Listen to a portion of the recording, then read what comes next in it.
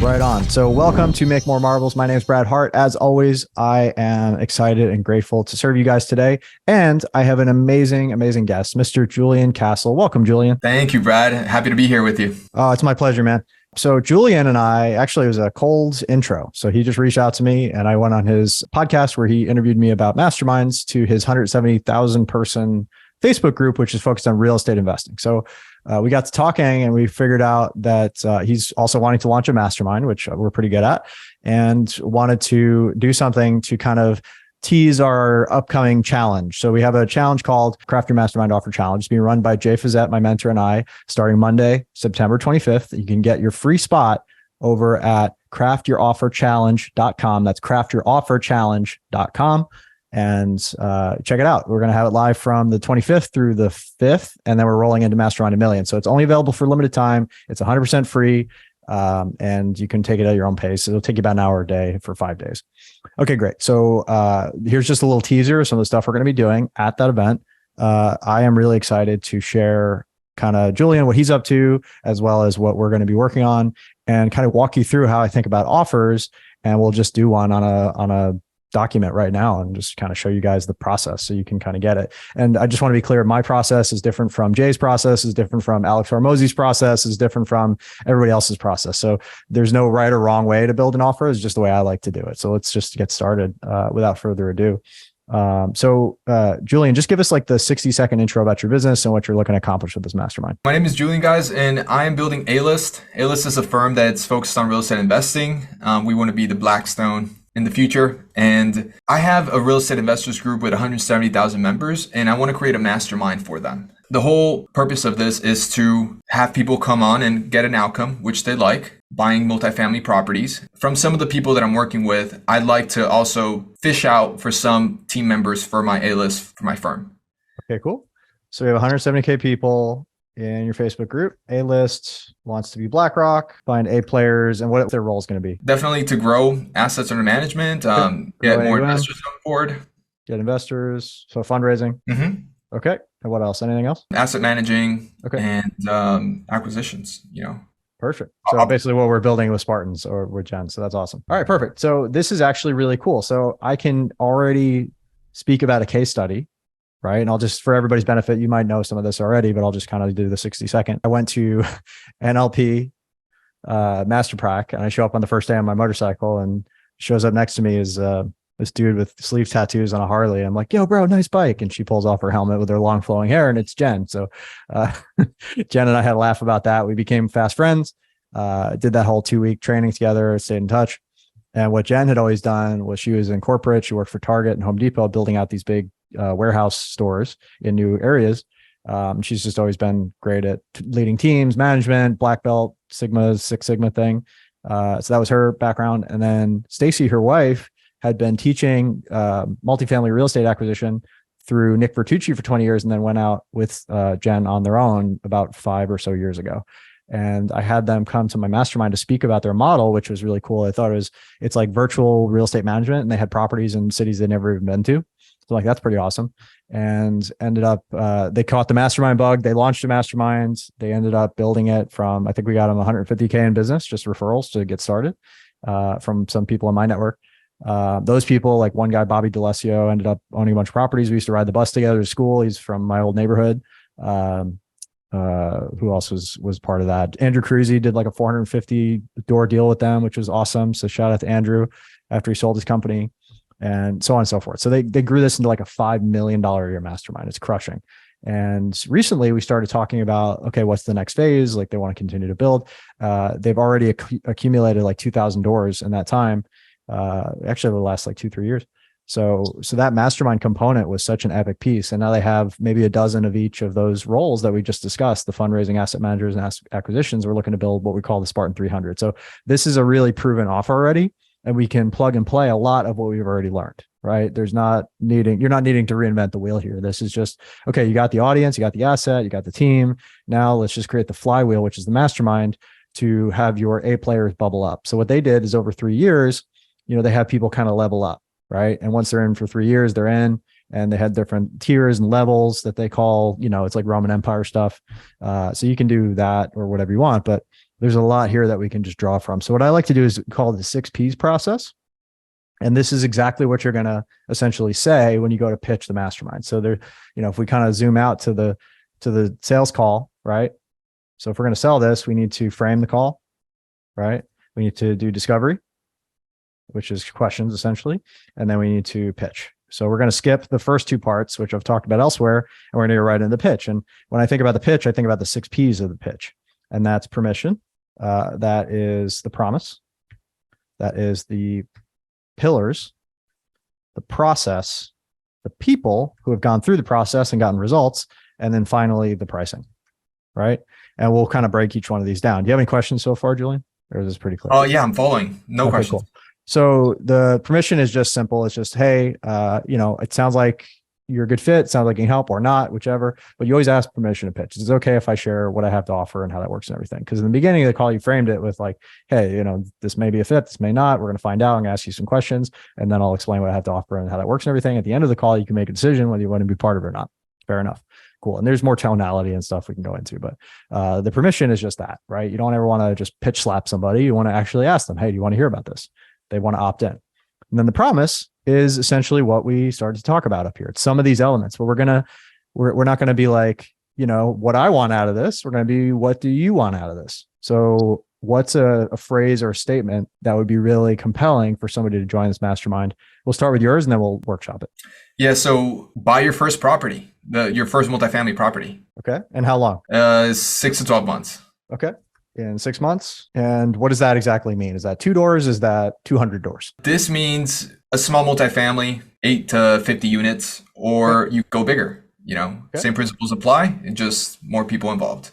Cool. So we help people like you, property investors, multifamily property investors, so that they can purchase their first 8 to 50 units in 12 months or less without any of their own money. Like what would they not have to do that they might be considering as like, I can't do it because of X? Because like I always had a belief thinking about real estate that I needed a pile of money before I could go invest in real estate.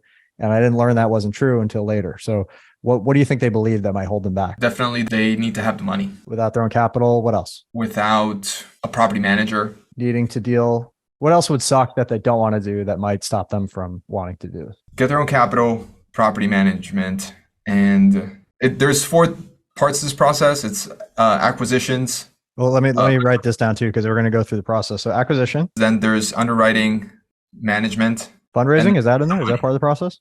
Money's third. Okay, money's third. Perfect. Is there anything before acquisition? Do they need to have any prerequisites? Before acquisitions, they need to understand how to find a deal. So they could learn how to find a deal on market and learn how to find a deal off market. So there's your 5-step process.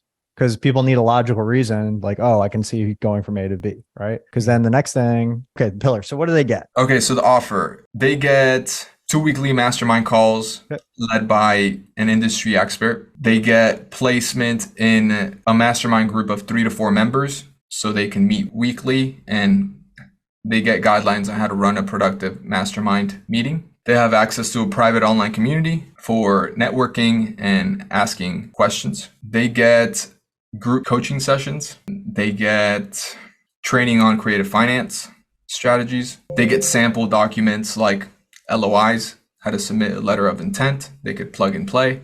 They get a deal analysis tool. They get trainings on softwares for finding on-market deals to off-market deals. And we don't have to have 1 million, but we need to have like categories, right? So I typically recommend no more than 5 as the headline. And you could just make it a category. It's kind of a more broad stroke, because otherwise it'd be like, this is too many things that I'm going to have to learn, right? Yeah. So 3 to 5 things. How could we group these in such a way that it would be like, I get X, I get Y, I get Z. So like, for example, in my program, like you get content, you get community, you get clarity calls, which is the mastermind. So it's CCC, right? It's very clear. This is what you get. So the content could be like one pillar. The community could be another pillar, and then you frame it with a benefit statement, which we could work on next. Okay, so grouping these into 5 weekly masterminds. They get training. It's a Q&A. Q&A, got it. So let's just call it a Q&A call. That's fine. Yeah. Okay. All right, and then the second piece was get trainings on softwares. Software, how to find deals, creative finance, documentation, deal analysis, and more. So that, okay, well, let me come back to that. Okay, so that's that. And then what would be like a third thing that we could kind of be like, A third thing, that's sexy. that's sexy. Yeah, and again, it can be the stuff just framed in a way that's like valuable, and we'll even sexy it up a little more after that. They get expert speakers. Okay, cool. Guest speakers. So there's 2 weekly Q&A calls plus guest speakers that are not included in the core, but they just come on and add value anyway, and they can ask questions to them. Of course. It's coming together, man. This is good. Yeah. Okay, so you got your promise somewhat, right? We can continue to workshop that. We don't want it to be 40 lines long. We got some pillars, 3 to 5. We can kind of continue to drill in there. Now I want to teach you the trick. You ready? Here's the trick. We want to frame this as a benefit. And what does a benefit sound like? Well, you have to connect it emotionally to the thing that they get and that they want, right? So during the discovery process, you'll uncover that they want financial freedom. They want to provide for their family. They want to have to work so hard. Whatever it is, now we'll be able to tweak this to be like, you get 2 weekly Q&A calls plus expert guest speakers so that you can, this will allow you to, so that you're able to, whatever the bridge word is, bang, bang, bang, without bang, bang, bang, right? So you kind of like in the call relating what they want to what they get. So it's one thing to be like, you're getting a car and it's got seats and a steering wheel and a sunroof. And it's another thing to be like, you get a moonroof or a sunroof so that when you open it, your hair can blow in the wind, right? That's an emotional benefit. Yeah. So you want to take the mundane 2 calls a week, who gives a shit? Everybody has 2 calls a week, and attach it to, with those 3 phrases, this will allow you to, so that you can, so that you're able to X, Y, Z without whatever you said that you don't want, right? And everybody has preferences. So you want to have a little bit of flexibility in your pitch to be able to customize these statements to the person you're speaking to. Yeah. Everybody gets the same thing. It's the same offer, or you might have a menu of options, but you're going to really speak to the things that actually give them. So if they're like, I really need accountability, I don't want to fail, well, that's where you'll like really hammer on the Q&A calls. Well, twice a week, you jump on those calls. This will allow you to stay on track, stay accountable, and not fall off the wagon. So that you can actually get results this time. Yeah, that sounds good. Starting to see where I go? Okay, cool. Yeah. We can continue to work on this. Process, that's really clear. 5 steps, easy. And then I like to roll into, okay, here are the people who have gone through the process. So do you have at least 3? I would love to see like 3 stories, beginner, intermediate, advanced. If you could do more, great, but don't do more than 3 that are like long form. I would keep each one a minute or less. And if you're doing more than 3, do them like a flash roll. What do I mean by a flash roll? So a flash roll is just like, Joe got 10 clients his first month. Jay got 2,000 doors, blah, blah, blah, blah, blah, blah, blah. And they just like hammer people basically like 6, 7 in a row. So it's just like, you're checking a box. You're just saying like, yeah, this, okay, I get it. The program has success. People have had success with the program, right? The 3 stories in the beginning that you kind of go a little more long form on should be framed like a hero's journey. This is a long conversation, which I don't know if we'll have time for today, but it's essentially, think about Star Wars, think about any movie you've ever watched where it's like a hero's journey. It's a formula. And you can read a lot about this. There's a book called The Writer's Journey that's really good about breaking this down. I've even kind of simplified it further into what I call CDC, overt, covert, lesson, or outcome, or moral, right? Where it's like CDC is character, desire, conflict. Little Red Riding Hood wants to visit grandma, big bad wolf. That's a great way to frame a story. And then there's an overt journey, what happened to Little Red Riding Hood, and there's a covert journey. How did she change in the course of the story? Now, Little Red Riding Hood isn't a perfect example because it's like she gets eaten and then it's the hunter that actually saves the day. Star Wars, it's like Luke Skywalker yearns to find out who he really is and his family and all that good stuff. The conflict is his parents get killed by the Empire. So now he's got to go off on this adventure to figure out what's next. He meets Han Solo, he meets Ben Kenobi, he meets all these different people. And that's kind of like what happens. But the covert hero's journey in that whole thread is he needs to become a Jedi to become who he needs to be to have the outcome he wanted in the first place. Like he always had this yearning and call for adventure. And I hope I'm not spoiling Star Wars for anybody at this point, right? It's been around a minute. So when you think about stories, think about them in terms of setting the scene, character, desire, conflict. What's the overt journey they went on? Meaning what happened, like, factually, and what did that change? How did they change over the course of the journey to get the original desire they wanted? Because everybody has to grow to get what they want, or otherwise they'd have it. Cool? Yeah. So I am facilitating these people to get the result, and I would be bringing in experts to help them. So stories that I have to showcase are the experts who are coming to speak. Those are great. Eventually, though, they need to be people like them. They need to be able to see themselves in the stories. Yeah, eventually needs to be someone that has gone through the program and has gotten the results so that then we can feature them. A great example of story is Chris was a cop in New Zealand, worked on the force for 7 years, burned out due to PTSD, became a personal trainer because he still wanted to help cops, but he wasn't he wasn't having a lot of success financially, and came to me because he wanted to build a mastermind for cops. I said, well, I'd never heard of a mastermind for cops, but I have this method, this process that, has been successful for other people. Are you willing to make an experiment? Or you want to try it out? And he said, yeah. So we did. We launched it, and it was, really successful. It was 15 clients joined the first year. As time went on, he had a month that year where he made more in a month than he ever made as a police officer or a personal trainer. Started doing Instagram ads. And by the way, as a cop, this is somebody who didn't know anything about business when he started. He was making $9 for every dollar he spent on Instagram, which is nuts. If you have a machine where you put $1 in and $9 comes out, I mean, I don't know about you, but I'm going to be looking at my couch cushions for change at that point. So now it's been 4 or 5 years. He's grown a lot. He had, a ton of imposter syndrome when he started. He's really grown into himself. He's working with police chiefs and departments now in some cases. He still has his mastermind. He's had over 600 clients go through it now in 4 or 5 years. So it's been really awesome. And he started from scratch. So that's an example of a moral of the story. So I told you what happened. I told you who he had to become. I told you what he wanted. I told you, all these elements are contained in that story. And what did that take? 1 minute to tell? And that's a beginner case study. Then I would do an intermediate one. Somebody who already had a couple masterminds, but it wasn't getting where it needed to be. Or I'd do an advanced case study. Somebody who had all the money in the world, but didn't have the fulfillment that they wanted. And I would attack it from another angles, because this is giving people understanding of what's possible. Yeah. And it's framing that the process works, the program works. They will, they have a high likelihood of getting the outcome. And it's more of an emotional thing than a logical thing, but both are important. There needs to be just the facts, Jack, but there also needs to be the intangible quality of emotion. Yeah, totally get you. So I'll feature some of the experts, and then eventually when someone goes through, then I'll feature some. Yeah, as soon as you have cool case studies, like I just had a guy who made $400K in 4 months with Masterminds. I'm like, this is awesome. New case study. That's Ali. Shout out to Ali. Mm-hmm.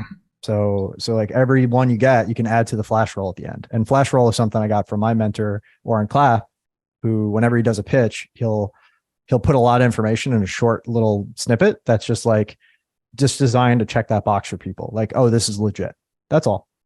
That's the guy who flipped the script, right? Flip the script and pitch anything. Yeah, he's very famous for fundraising. Yeah. He's raised billions now at this point. He's a badass. Interesting guy. Anyway, I'd love to get him on my podcast. The point of all this is you start to see how a pitch can be kind of flat versus really nuanced, and really, you can start to pull a lot of value out of the pitch where people are like amazed, they're like really, really happy with this. And again, these tools can be used out of integrity or in integrity. I prefer that you do them with integrity. If somebody's not a fit or you don't feel like they can get results, don't pitch it. Just be like, hey, you'll figure that out in discovery. I've made mistakes before, where like I thought somebody could do it. I believe in people. I want people to win.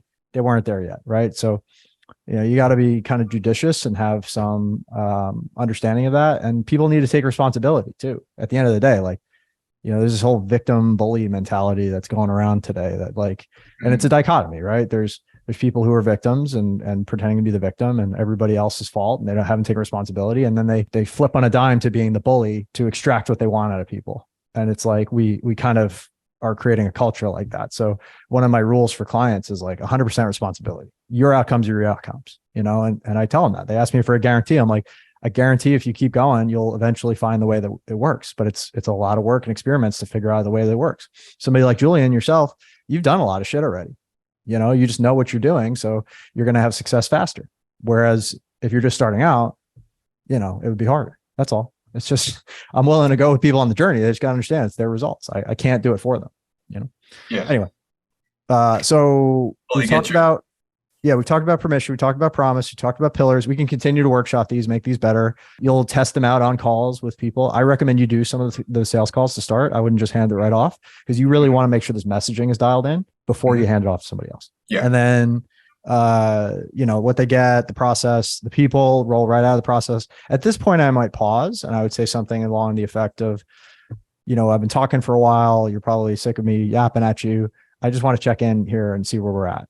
On a scale of 1 to 10, 1 being, this is the worst idea I've ever heard, lose my number and get me off of this call. And 10 being, this is amazing, this is exactly what I'm looking for. How do we get started? Where are we at right now? And you want to hear like 8 or 9, 10, ideally. Not everybody will give a 10. If it's not a 9 or a 10, you want to dig in deeper and ask questions. Okay, great. Thank you for your honesty. What makes it not a 10 for you? And if it's just finances, then we can work that out. So put finances aside for now, but just the process, the offer, as it is, like, is this where are you at with this? And if they're a 9 or 10, great, you can go to pricing. If they're not, you dig in a little bit deeper, you work through any last minute stuff, and then you go to the pricing. Yeah, sounds I'll good. just say temp check. for that. Yeah. And then pricing's the $1 million question, man. So now that we have a sense of the promise, we have a sense of the process, we have a sense of the purpose of the mastermind. The structure is kind of more outlined. What do you want to price this at? What's your first inclination?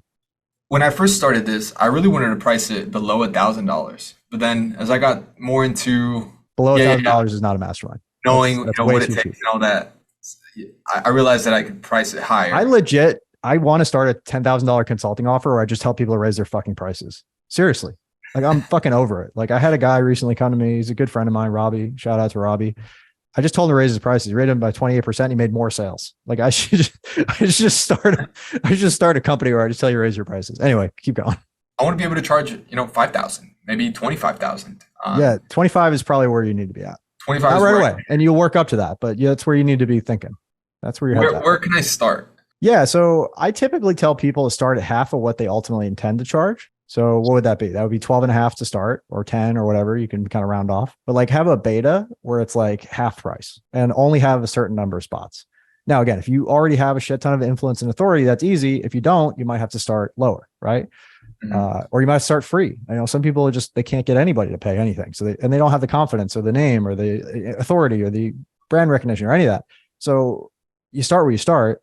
But for somebody like you, who's got 170,000 person, you have the Facebook group, you have the list, you have experience, you have experts, I would charge more. The reason is because there's a demand curve. On one end of the demand curve, there's 1 million people willing to pay $1 for something. There's one person willing to pay $1 million for something. And I tell this story. It's like you're out in the Serengeti and you're cruising around, you're looking at lions and they're out hunting. And like a lion could eat field mice all day and starve to death. It could hunt field mice, chase field mice, catch field mice, and still starve to death. A lion could eat a unicorn, but I haven't seen too many unicorns lately. Have you? Right? They might be out there. I'm not saying they don't exist, but I haven't seen one. What's really plentiful for lions are zebras. There's thousands and thousands of zebras. If you ever go out to the Serengeti, you'll see one zebra, and within 5 minutes, you'll have seen 1,000 zebras, and you're like, fuck zebras, I'm over it.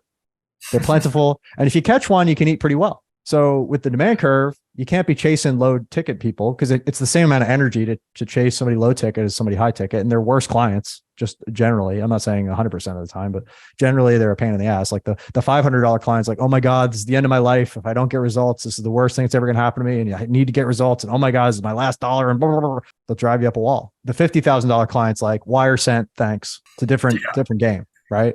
And I'm not saying don't help people who are starting out, but mindset versus skill set. Skill set can be taught. Mindset is a lot harder. It takes as long as it takes for that person to get there, and they may never get there. A good attitude is impossible to teach. It requires a brain transplant. That's a choice that people have to do that. So I prefer to be in zebra territory. That's the thousands of people that are willing to pay thousands of dollars for something. Yeah. So 5,000 to 10,000, 10,000. Yeah. If you're doing a real estate mastermind and you're pricing it under 10,000, there's something going on between your ears that's preventing you from owning your worth. Yeah. That's a valuable skill set. Yeah. How valuable, you say? Well, let's look at the sheet here. I just ran this number, right? Here's a $9.5 million deal. If we raise 4.275, that gives you 9% in the deal, right? Let's assume you raised 100% of the capital. Buy that for 9.5, sell it for 15 in 5 years. That means your portion is $500,000. In addition, you get cash flow and fees, right? So you might get 2 to 3% points on the front end and 2 to 3% points on the back end that you split with your team. Like there it is, right? 700 grand plus fees. And if you reinvest money, you get LP credits as well. So you get double dip on that deal. So that could be $1 million deal right there. The acquisition fee on this deal is $195,000, right? It's like, there's real money here. So if you're not charging, then how are they going to value it? How are you going to attract the right people that get this, that understand that you're teaching them a skill that could potentially make them very wealthy and sustainably wealthy? You got to believe that first or nobody else will. Yeah. And if you walked into a Porsche dealership tomorrow, right, you're doing pretty well or whatever your car of choice is, and you're looking at a new Carrera or a 911, they're like, today only, this car is $30,000. What would be the first question you'd ask? Well, what's it do? Well, the first question I would ask is, what the fuck's wrong with it? Why is this not $150,000? That's what that car is worth. That's the deal. So if I go to a real estate mastermind, it's $5,000 and I'm like thinking it's supposed to be 25, that's a problem. Either I just found the best deal in the world, or this guy doesn't really know shit. I want to pay a reassuringly expensive price. Totally understand. Yeah, I understand you. Yeah. Yeah, it makes sense. Yeah. So don't cheap out on the price because it lowers the And again, you can work up to it, but if your aim is to get to 25, don't start for less than half. I would say 12.5, maybe 10 on the low end. That would be like the lowest I would allow you in good conscience to charge. And then those first people, you know, you could give them an out. You could say, listen, if this isn't working for you in 30 days, I can refund your money or whatever. If you're just feeling like you need something else to get you over the line. But I don't really do guarantees like that. I just more would prefer to be like, I'll work with you until you get the result. If you keep showing up, I'll keep showing up. Yeah. You know?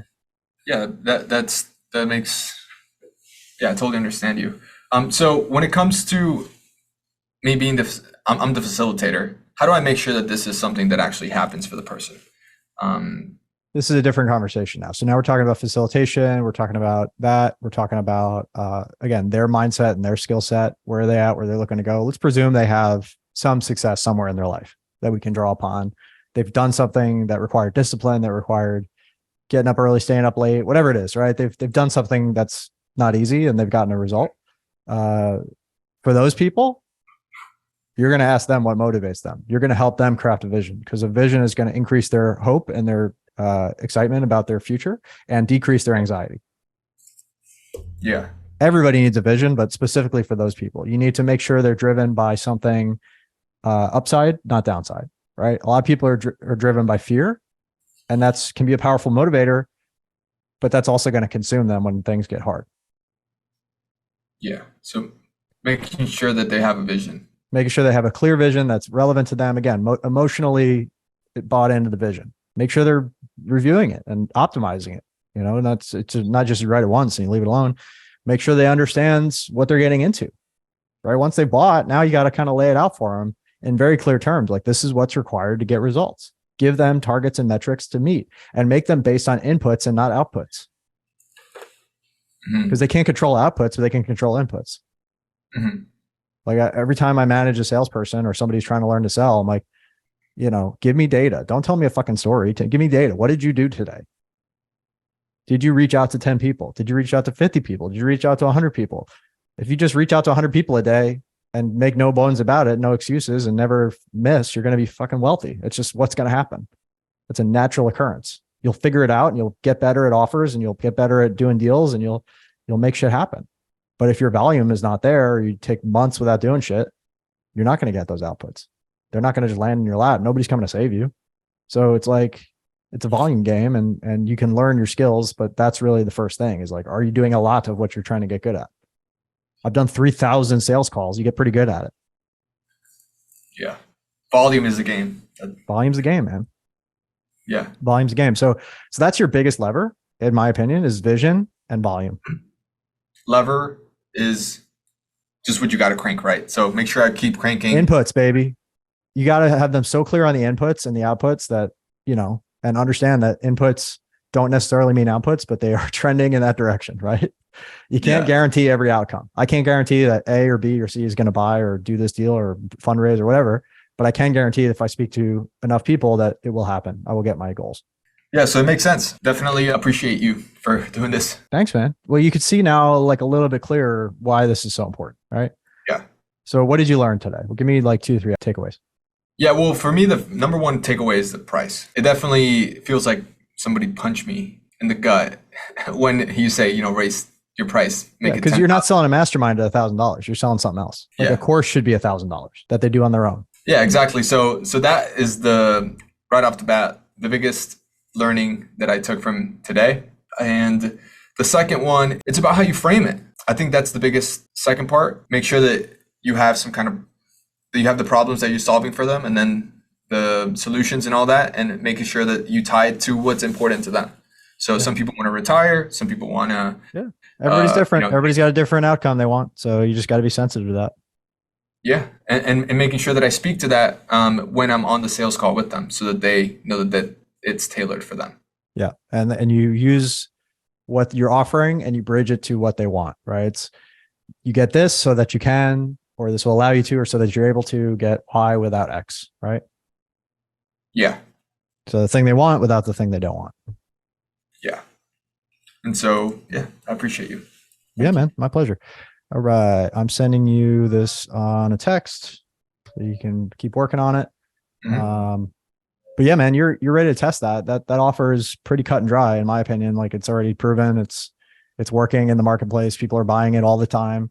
Now it's just you growing into the person who believes it, understands it, can pitch it, can really enroll people and get the results, right? That's the biggest piece. Like, yeah, you got them in the door now. Getting the results is the next piece. So again, vision, volume, consistency, discipline. Like, there's all these different elements that come into being somebody successful that you can't do for them, but you can guide them towards. Thank you. Yeah, I appreciate it. Absolutely. I forgot the most important part. They got to be clear on what's actually going on. So you have to be able to hold them in a hot seat format and be like, ask them questions until they understand where they're at, right? Because clarity is the biggest thing. If you're not clear, you don't know where the hell you're going. But that kind of ties into everything. Yeah, I appreciate that learning from you. Yeah, brother. So for everybody out there, just a quick recap, we're doing this challenge next week. We're going to teach you multiple ways to figure out your offer and get this clear so that you can come away with like what Julian just experienced, like a pretty solid offer, something you can test. And, this is literally help make me millions of dollars. Like, this is 101, how to help people, how to charge high ticket, how to sell, how to position an offer where people want to actually buy it and give you a shot. To be done with integrity, but we're going to teach you the goods and we're going to get your offer squared away so that hopefully you continue the journey with us and you come to Mastermind to Millions. You learn how to fill, run, scale your mastermind once you have it launched, and we'll get you to where you want to go. If you want to go to millions of dollars, we've done that with people, and you want to do hundreds of thousands of dollars, it just depends on what you want to do, right? What's your outcome and what's your goal? So go to craftyourofferchallenge.com. That's the free challenge. And then if you want to skip the hoopla and go straight to Mastermind to Millions, which I highly recommend, coming up October 5th to 8th, you can go to MastermindToMillions.live. That's MastermindToMillions.live. If you're on the replay, hit me up with a comment, #replay. If you're on the live, hit me up with live, #live. Julian, thank you for being my guinea pig today. I appreciate you. And I hope you all got a lot of value out of this. Any parting words? Yeah, I appreciate you, Brad, and everyone listening. I definitely think Brad is a person you can learn from when it comes to masterminds. So I highly recommend that you do jump into his How to Craft an Offer challenge, and also to join his Mastermind to Millions if that's who you are and you want to take things faster to the next level. So let's rock. Awesome. Thank you, Julian. Where can people find you on social and whatnot? Where's your group? Yeah, so to find my group, you can go to joinrei.com. That's JOINREI.com. That'll take you directly to the Facebook group. It's free. You'll get a lot of value from there. Ask questions. There's a lot of experienced people, intermediate and beginner. And I have a podcast called Elevate America. If you want to check it out, it's just type in Elevate America, Julian Castle on Google. And you'll find Brad's podcast there, by the way, if you want to learn more about this. Sweet. And if you want to check me out on social media, at Julian Castle X, and reach out to me, and happy to have a conversation. You're awesome, Julian. Thank you for playing along. Appreciate you. Bye, everybody.